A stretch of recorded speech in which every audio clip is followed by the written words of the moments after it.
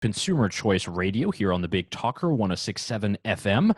We are with a special guest here now on the program. We thought, there's a lot of scandal in the news, there's a lot of conspiracy in the news, and there's one man that I know we can count on to hear about the USPS. We're talking with Ross Marchand. Ross Marchand is a senior contributor to Young Voices and vice president of policy for the Taxpayers Protection Alliance. How you doing there, Ross? I'm doing good. Great to be on your show. Wonderful. Yeah, thanks for being here. And we have plenty of questions, but I just got to ask, you've been on the Postal Service reform game here for a while. I think you've been one of the sole voices in the country. So I think it's interesting to talk to you at this moment. Tell us, what's the beef? What's going on here? And what is postal reform?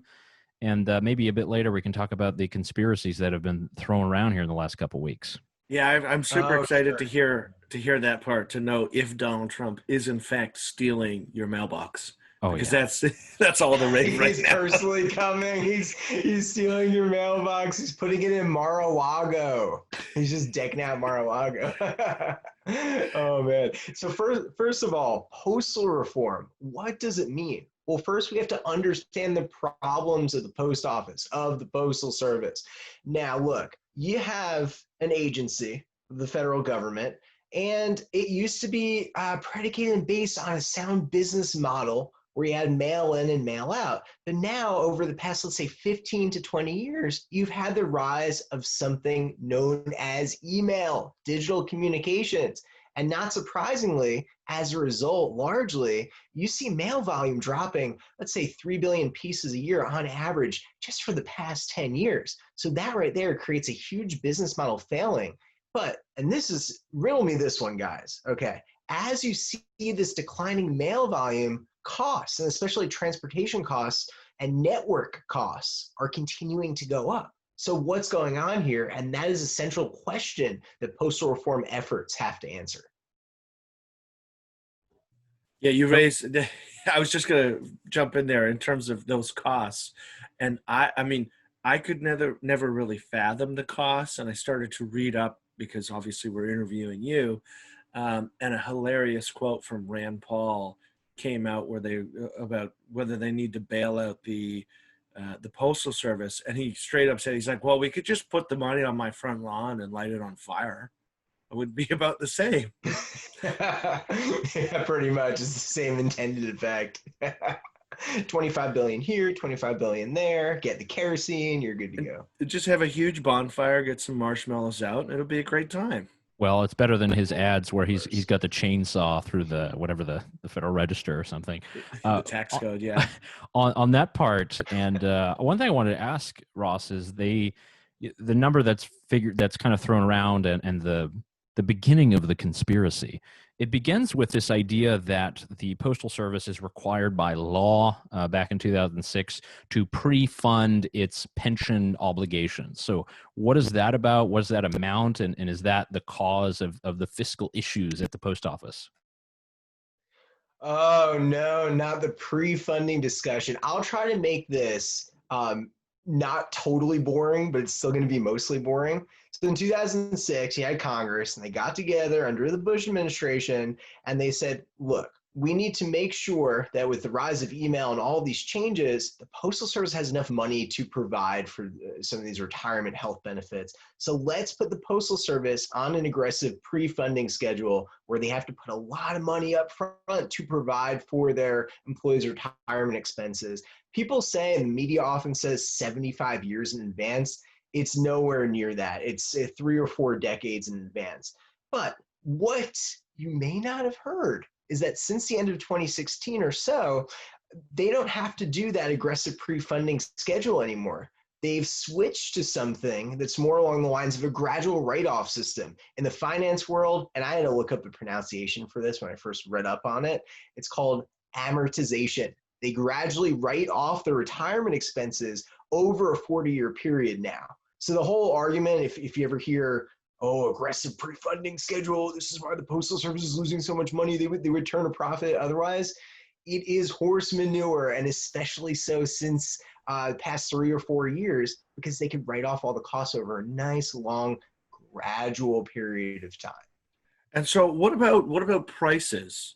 Because that is, and I bring this up because I think back to a really great Jerry Seinfeld bit where he talks about the Postal Service, and he, in his Jerry Seinfeld way, he's like, "Can you really believe that a postal service based on licking and a random number of pennies for stamps is struggling to survive?" And then he talks about the postmaster general freaking out, being like, "We need to raise the price of the stamp.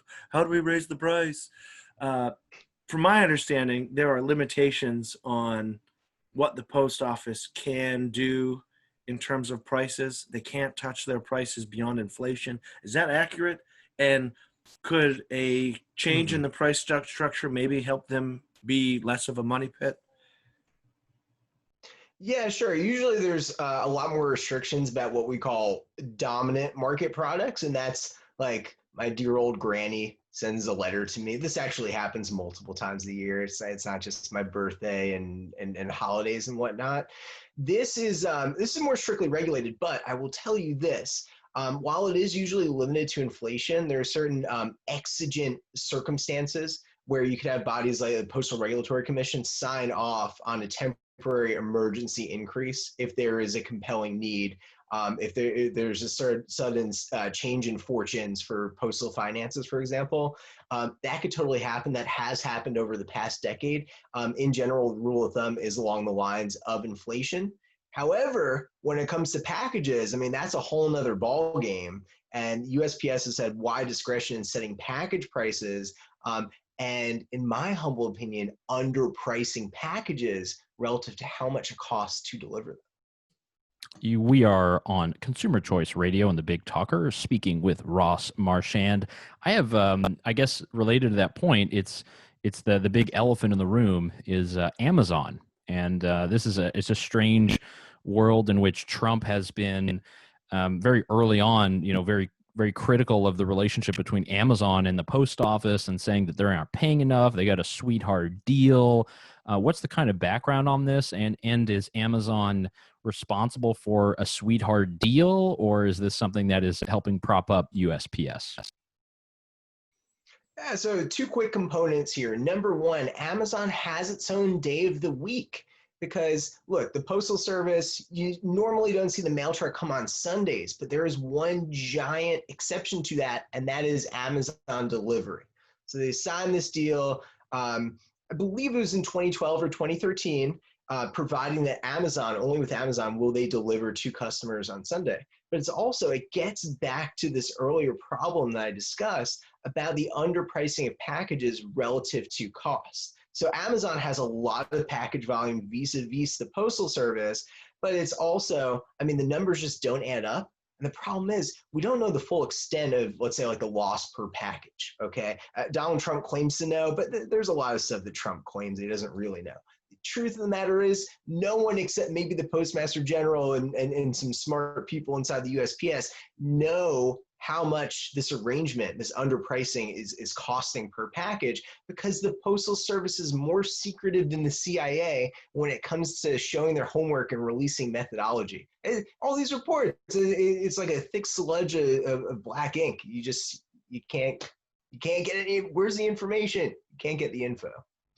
Yeah, we need many different FOIAs of every type, and probably so much. You probably need a congressional hearing, thankfully, which we're supposed to have either today or tomorrow or something like that. And that gets us to this congressional hearing. I was scrolling down my Twitter feed, and by the way, if you would like to follow Ross, you can at Ross A. Marchand. You can find him there, and we'll link to everything in our show notes. I was scrolling down my Twitter feed, and all of a sudden I saw videos and photos of mailboxes being taken away, and I heard from a few celebrities that some of the people taking them away might have had MAGA hats on. Is there any truth to this, Ross? Well, look, I mean, people are liable to do all sorts of crazy things. Not from what I've heard. Most of these reports of collection boxes being taken away, sorting machines being taken away, all that stuff's been going on for years. The Postal Service takes at least 2,000 collection boxes out of circulation each and every year. And this is continued and sped up a little bit under DeJoy, but now he's rolling back those changes and probably won't do any additional removals. But the point is, if you see a picture that looks scary, it's probably not all that scary and it's not that interesting. But there are some good pictures out there, and I see it in these like Washington Post articles, for example, and I think, okay, I can understand why they chose those pictures, but it's not as alarming as it looks. Well, and I saw one, and it was like a truck full of these drop boxes, and people were going hysterical. But I think whoever it was who did the research, it was like a refurbisher who buys the unused postal boxes and like turns them into art. So here he is driving on the highway, and people think that he is an agent of Donald Trump sent to destroy the post office to stop mail-in voting. Meanwhile, he's just some artsy guy who actually turns it into something cool. Um, and on that note of the election, I mean, there's a lot of questions about fraud. I think that Donald Trump's claims about fraud for mail-in voting are silly and not accurate. But there are questions of capacity. What is your take on the argument in terms of capacity? Is the post office nimble enough to handle whatever the influx is if in theory everyone was voting by mail? It would be a tiny, tiny uptick, very, very small. We're talking about less than 2% if all this election mail is treated as first class mail in terms of that volume that the USPS would have to deal with. Now, look, I don't think that the vast majority of people are going to vote by mail. That's a matter of personal choice, and the whole claims about fraud, I mean, totally overblown. It's comparable, if not less fraudulent than good old fashioned just going to the ballot box, right? But if everyone wants to do that, or the vast majority of people want to do that, USPS absolutely has that capacity. They've delivered far more mail before than what this influx would amount to. So it was really just, I mean, it is a large effort, but it's not a big deal in the grand scheme of things. Yeah, I think it's like upwards of, billions of pieces of mail a year. And I think whatever they're able to do daily is come on. I think there'd be plenty covered. Right. I have voted much like Donald Trump, by mail in the past, absentee, living outside of Europe, of the U.S. and various states. And I think a lot of college students, it's much the same, right? You have your home address back home, and you can't go to the polling place, so you have to send an absentee. It's like normal business. I think the big deal now is it's not just about getting the ballots there, but it's also how are these supposed to be counted? Because I think the New York election that just happened, the primary one, I think it was weeks before there was a result because it took so long to count it. I don't think it was a mail problem. It seemed like it was more a counting problem. Right. And you see this stuff, you do see delays sometimes, but when it comes to the big banner presidential elections, you do see the USPS in previous cycles making any and all effort to prioritize returning election mail from voters far more than they would even first class mail. And by the way, this is why it's typically hand sorted. They want to separate it out from all the other mail and say, okay, this is the pile we need to focus on first. And by the way, it's really funny because it is typically hand sorted, and all this alarmism about all the sorting machines being shuttered and taken away. People say, oh, this is a part of the conspiracy to kneecap the Postal Service and steal the election. Guys, ballots are typically hand sorted. And if you took 2 seconds to look that up in a recent Washington Post article, we would not be having this discussion. No doubt. There's a lot of stuff that's passed that feels like a little bit like what happened with Russia the past couple of years. So I guess we've moved on to a new conspiracy. And on the question of the Postal Service, one thing that I find interesting is I have a lot of respect for people like Mayor Pete, and he will frame this and be like, well, we shouldn't talk about how much the Postal Service loses because it's a service in the context of it being a public service. Do you buy that argument at all? Or is it like, I guess the old world view is the Postal Service is this like institution in America that ensures that everyone can get mail and that prices are set low and it's not going to disproportionately harm low income people. Has that argument to defend the Postal Service been completely eroded by the existence of private competition and or digital space? Or does some of that argument still maybe hold some weight? I mean, it absolutely is a service, and it is a straight up agency of the federal government. We're not asking the Postal Service to post these obscene profits and have like 3 or 4 or 5% profit margins. We're just asking to reasonably cover costs. Now, if the Postal Service covered all of its costs on paper, I mean, in reality, it would still be probably not as lucrative or not as meeting costs as much as its private competitors, because the Postal Service already gets a lot of implied taxpayer advantages and subsidies. So, for example, not having to pay corporate tax. They do pay corporate tax technically, but then it goes back into a fund to benefit them. So because we recognize it as a service, it does have all of these benefits, all these tax benefits, low interest loans from the Treasury, the whole 9 yards. But we just want it, after all of that, to cover costs. I don't think that's too much to ask, and the Postal Service is absolutely capable of that, and they have done that in recent memory before transportation costs have skyrocketed.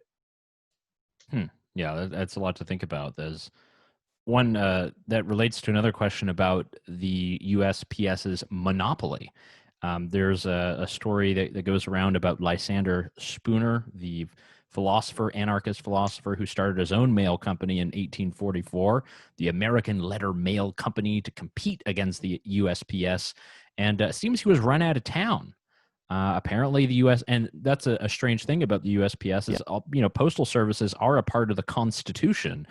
But is there a way that we can have some kind of good competition to the USPS? Is that something that would ever be allowed, or sort of what is your view on the monopoly of the Postal Service?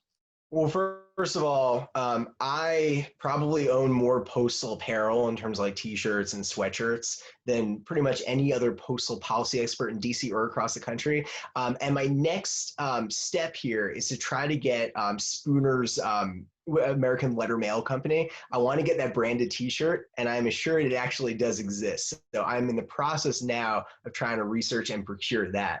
But look, I mean, they jealously guard their monopoly. You don't have to go back to 1850 to see that. I think in the 70s or 80s, they sued or they threatened to sue the Girl Scouts for putting promotional flyers in people's mailboxes. So yes, they are very jealous about their monopoly. And look, what we could see in the medium to long-term future is attempts to maybe increase some competition, kind of like how the German post office and how Royal Mail over in the UK does it, without privatizing or without just completely handing it over to private organizations. There is a happy medium here. We can modestly increase competition, and we can modestly roll back that monopoly without going whole hog privatization.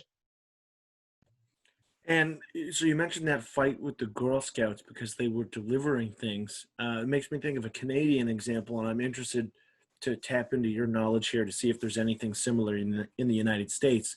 The Canadian Postal Service, Canada Post, which operates basically on the same flawed model, had workers who attempted to block or would not deliver certain pieces of mail that they thought were objectionable. In one case, it was in relation to pro-life literature. The most recent strange example was new subscribers to the Epic or Epoch Times, the newspaper outlet that covers from a very dissident point of view what goes on in China. Has that happened in the U.S.? Do you have the union fighting back about what's appropriate to deliver in the mail, or do they have more of a kind of hands-off and Chinese wall, David? Just say Chinese wall. Well, Chinese. I don't think so in recent memory. This definitely happened in at least World War I. There was a law barring treasonous material from being mailed or something like that, of very dubious constitutionality, to say the least. However, there are weird rules and restrictions, like not being allowed to ship alcohol. And obviously, I mean, hey, that gets in the way of a good time, even if it's not straight up trying to tell people what to think or what to read. Yeah, that's true. I know there's been in Snowden's book, he talked about a lot of different ways that people would communicate and talk, and he does say that are parts of the Postal Service that were protected for a long time. I think the Patriot Act has probably put a lot of that stuff into question. Same with what you check out at the public library. That's kind of Right. interesting. But one thing that I know the sort of left wing economic populists are very adamant about, and you do see in different parts of Europe, is to have different services provided by the the Postal Service, like a bank or lending services. I don't know what else they've been clamoring for, but is that something that would be legitimate for USPS to take on? Would it be too far of their mandate? Is it just expanding their monopoly too much? What do you think about these kind of moves? There have been these calls, and a lot of it is theoretical. And they say, oh, imagine, oh, it's very imaginative. Okay. It's, oh, you walk into the post office and you deposit a check or something like that. Wouldn't that be great? Think about how easy and convenient and wonderful that is. First of all, let's look at USPS finances. They're woefully inadequate in managing their own finances, let alone the finances of other people. But we also really don't have to speculate that much about the Postal Service getting into financial services, because they already provide money orders. You could walk into a post office and buy a money order. But if you look at the cost coverage for these products, they report that annually. They don't bring in a lot of money per money order to the Postal Service. And I believe in 2017, they actually lost money on money orders as a part of an overall downward trend in cost coverage. So if it's not really working out for money orders, why would it work out in the larger scheme of things in terms of postal banking? It doesn't, the numbers don't really add up. Yeah, that makes sense. Yeah, it's just something that you kind of hear every now and then, because I think there's now Mhm. a grand romanticization of the Postal Service, and it's taking part now at the Right. Democratic nominating process. That's all they're talking about this week. Is I've only plugged in a little bit, but they're talking about how glorious USPS is, how it's amazing, an American institution we have to protect, and of course Donald Trump wants to dismantle it, A to Z. Yeah. Oh So, man, there's cur- so much. There's so much of this curious stuff. question for you. How does, or what is your path? Everybody has their like pet issue. How on earth did the Postal Service become your number one target? I'm interested to know what it was that drove you to this topic over some of the other topics that Oh are out there boy. that are maybe a little sexier. Oh man, Postal Service is perfectly sexy. I don't know what you're talking about. You don't like that eagle? I mean, come on. I actually love the logo. I mean, that was part of it. I mean, like early on, I always wanted postal apparel, but I only got swag like a year ago or something like that.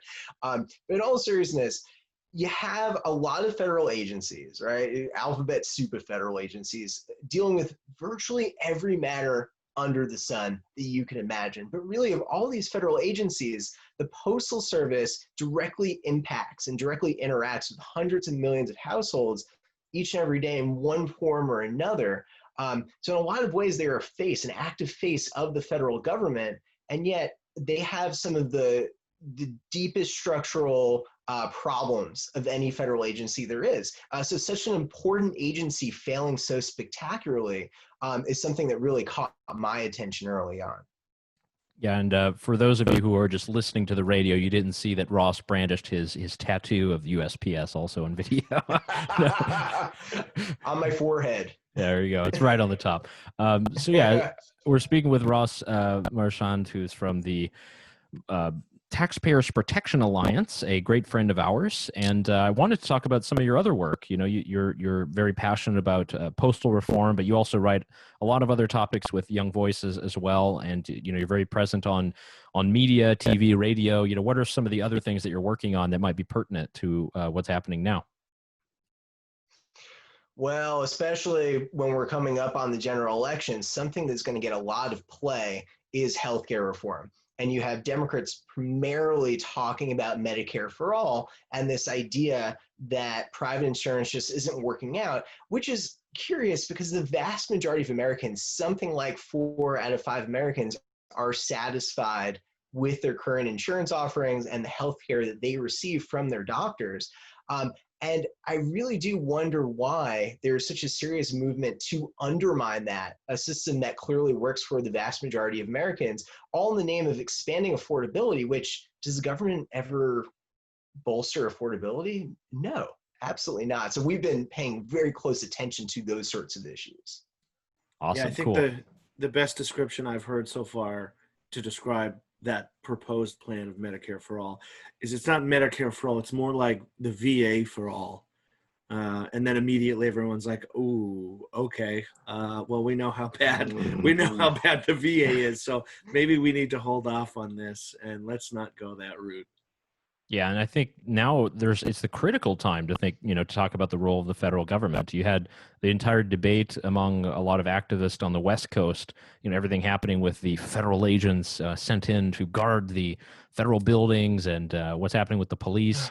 You'd think there'd be a lot of skepticism of these larger bureaucratic institutions, but it seems as if people are clinging to them, as if they're, again, romanticizing and putting these onto display, and something that we should all be proud of, because no matter what, we all can go to the post office. We can. We absolutely can. I will continue to go to the post office and buy stamps and maybe even money orders and, of course, apparel. I wish I had a gift shop in even 1% of post offices, but alas, they do not. Yeah, well, if that were the case and they changed some things, we'd love to send you a bottle of whiskey, but unfortunately we can't, so I have to do it digitally or use FedEx or something. So, yeah, we've been speaking with Ross Marchand, who is a senior contributor to Young Voices and vice president of policy for the Taxpayers Protection Alliance. You can follow him on Twitter at Ross A. Marchand. Ross, thanks so much for coming on Consumer Choice Radio. Thanks. Great to be on your show.